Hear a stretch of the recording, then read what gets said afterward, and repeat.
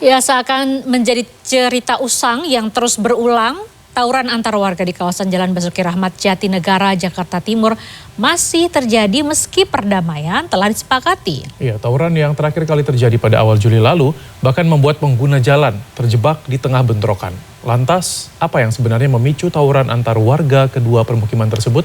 Simak penelusurannya dalam Di Balik Cerita.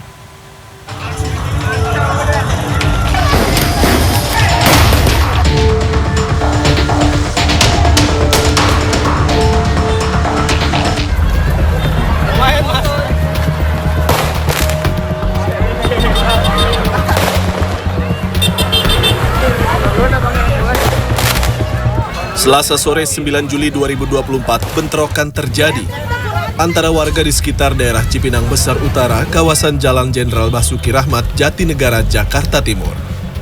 Mereka mempersenjatai diri dengan senjata tajam, kayu dan batu. Warga pun saling serang dengan petasan. Suara letusan memekakkan telinga, bersahutan dari sore hingga malam hari. Kerumunan warga di tengah jalan bahkan membuat macet lalu lintas. Para pengendara terjebak di antara letusan petasan dan warga. Setelah 1 jam, polisi datang dan membubarkan pelaku tawuran. Tidak hanya merusak sejumlah kendaraan, tawuran antar warga yang tinggal dekat dengan sebuah pusat belanja di Jakarta Timur ini juga merusak sejumlah fasilitas publik. Jalan Basuki Rahmat di Jakarta Timur ini menjadi salah satu lokasi tawuran paling sering terjadi di Jakarta. Bahkan beberapa waktu lalu, tawuran justru terjadi pada sore hari di saat arus lalu lintas terpantau padat. Warga pun semakin resah. Namun sebetulnya apa penyebab dari tawuran yang seakan menjadi kisah yang tak kunjung usai ini?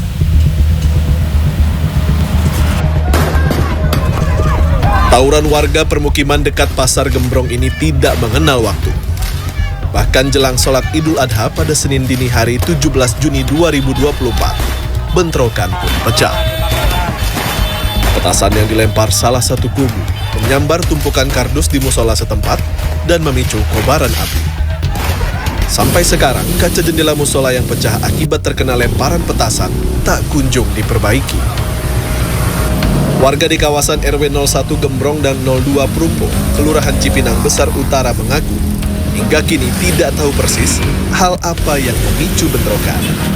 Jadi saling ledek, saling ejek, saling menantang.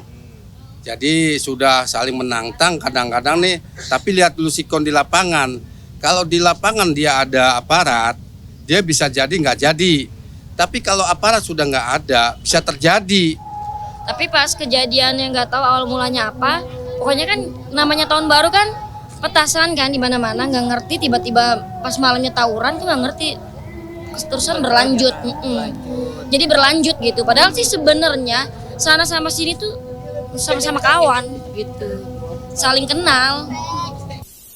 Padahal pada Minggu pagi 28 Januari 2024, Polres Metro Jakarta Timur, TNI dan Pemkot Jakarta Timur pernah menggelar mediasi sekaligus deklarasi damai.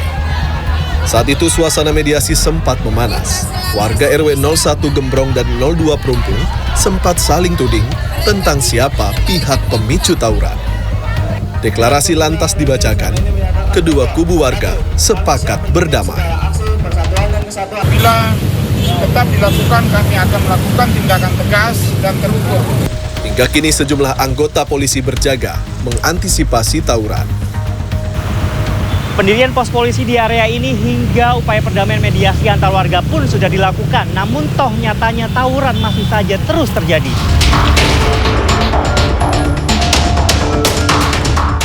Warga mendesak Pemkot Jakarta Timur untuk meninggikan tembok pembatas di sepanjang Jalan Basuki Rahmat sebagai pemisah antara kedua kampung. Untuk mediasi kita sudah hampir 8 kali atau 7 kali ya. Mediasi di kelurahan, di wilayah RW 1, di wilayah RW 2. Tapi memang kita setiap rapat itu kan mencari titik temu masalahnya apa. Tapi ternyata kalau kita menyatakan masalah cuma hanya di medsos, masalah ledek-ledekan. Harapannya udahlah capek kayak gini mah kan. Jadi gini, kalau untuk didamain kayaknya percuma, harus dari diri kita sendiri kan. Sosiolog menilai tawuran warga rentan terjadi di permukiman padat penduduk. Membangun banyak ruang publik seperti RPtra, serta peran tokoh masyarakat, jadi solusi mencegah bentrokan massa. Jadi percuma saya kira kalau polisi razia setiap hari itu juga tidak akan menyelesaikan masalah ya.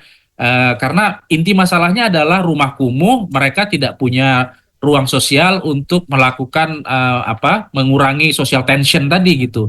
Tekanan-tekanan sosial tadi dan pergesekan sosial tadi ya, social friction-nya itu terjadi terus. Pengawasan yang ketat terhadap media sosial untuk menghalau provokasi dan juga sanksi yang tegas bagi para pelaku tawuran diharapkan menjadi solusi untuk menyelesaikan masalah ini. Karena jangan sampai anak-anak yang seharusnya menjadi generasi penerus bangsa harus rusak oleh aksi yang tak berujung ini. Adi Dinanda, Urip Handoyo, Jakarta.